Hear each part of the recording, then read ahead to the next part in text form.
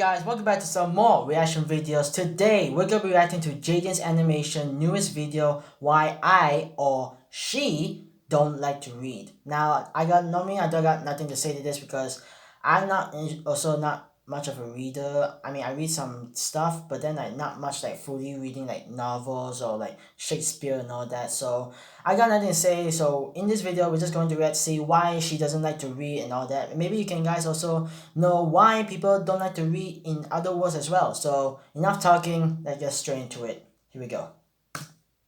Reading, books, libraries, it's all boring. I don't know if that's an unpopular opinion or not.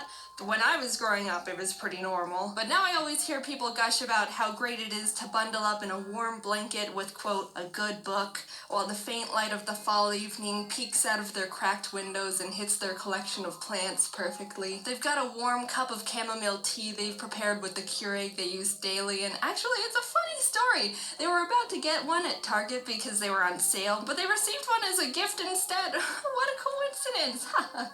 And they have a cat. I'm not saying that isn't a poetic life you've got going on over there, but I still don't like reading and have a cat allergy. It's kind of complicated. The thought of reading sounds really nice to me. It's supposed to be calming and good for your brain in some sort of way.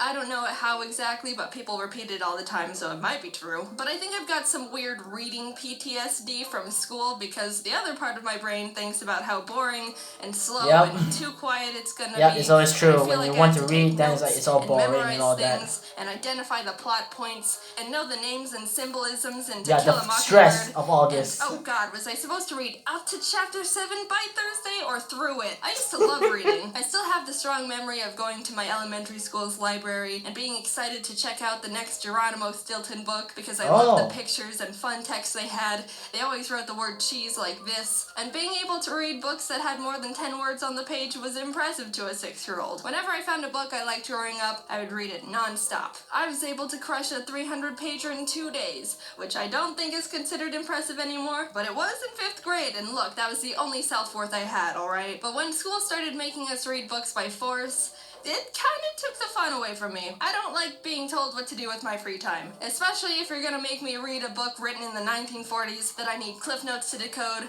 just to realize that all the animals were communists. What? Also, it's 20% of my grade. I get it, though. What else are we gonna do in English class? We can all understand each other, right? We're speaking English. That's gotta count for something, right? But the more I had to read really cryptic books in my spare time where the symbolism is in the color of the main character's curtains, and I'm not even observant enough to realize they had curtains, led me to not really having fun and also feeling like an idiot. I like my subtlety like I like my coffee. Splashed in my face. What? How am I supposed to know what the A stands for adultery? I don't know. It could mean a woman for all I know. Asparagus. But all that isn't anything new. Everyone complains about English assignments. Everyone hates reading the Scarlet Letter. Everyone thinks school should die. However, something that also locked in my disdain for reading was my mom. Hi, Mom! Of course, as a parent, you don't want your child to do nothing but play video games all day. That obviously leads to undeniable life failure. So what's the solution? Make them read more. And on paper, I don't think there's anything wrong with that. Honestly, I'll probably use that parenting technique too, when applicable. I think my mom made the obvious good parenting decision. But as the victim here, I believe I fell in the small minority where it had the overall opposite effect. During summer vacation, my mom would always tell me that I needed to read at least 2 books so I don't forget how to read. Whenever my mom would walk in on my brother and I playing Mario Kart together in the living room, she would ask if we've read yet today, which we would respond no, because reading's for chumps. And then she'd lock us in our rooms to be chumps. Wow. I started hating reading so much, I would rather do literally nothing than read a book. There were a couple summers where I faked reading entire books because I just didn't want to read there are people always fake reading. There was this one about dragons, I think, called The Secret Country, and I still remember that just looking at the cover would put me in a bad mood because of hatred association. Screw your secret country. When I was being forced to read, I would sit angrily on my bed, open the book, move the bookmark a reasonable amount forward to make it look like I read, and then just there's always that cheating every time you pretend to read. It was boring, and I don't know what was wrong with me. I could have had at least a decent time if I just tried to read the dang book, but I guess it turned into a dignity thing. Actually, the ironic part is maybe a year or so later I decided to restart the same book and give it another shot on my own terms.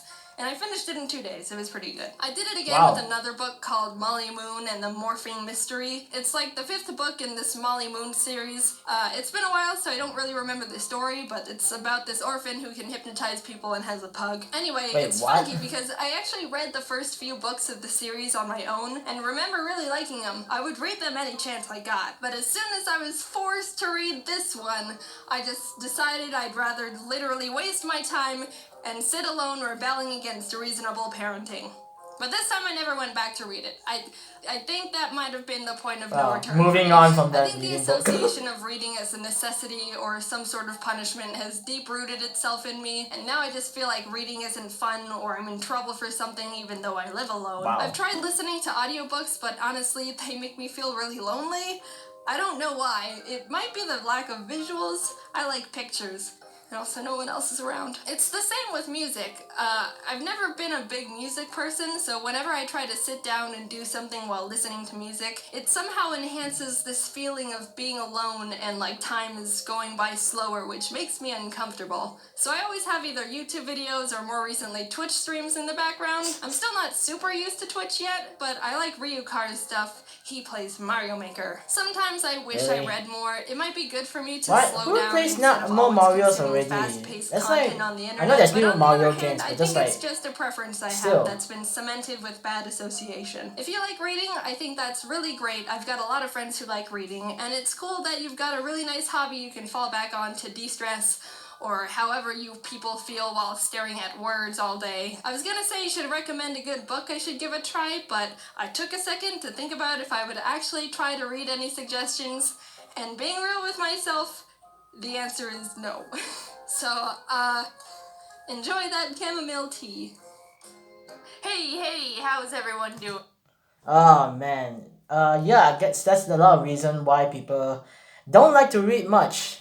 Mostly because like if you're reading something you don't like and so it's like it's kind of boring or kind of stressful, like you really don't like the book, that kind of stuff. Then like there of course if she says like there are kind of books that are kind of interesting, then like once you read it you like stop it after a few months or a year later, you come back to it and then you find it interesting again and read it all the way through. I mean, I still have like some books I still want to read, but just like I take my time to like read those stuff. I know like I still got stuff to do. I got like assignments. I got like making videos. That's one of them. So I'm gonna take my time to like read those kind of stuff. But it's gonna take a while for me to do it. So yeah, again, that's to the end of the video. So thank you guys for watching. Make sure to click like and subscribe, and also stay indoors and always wash your hands and all that. Thanks for watching. I'll see you guys next time. Take care. Peace.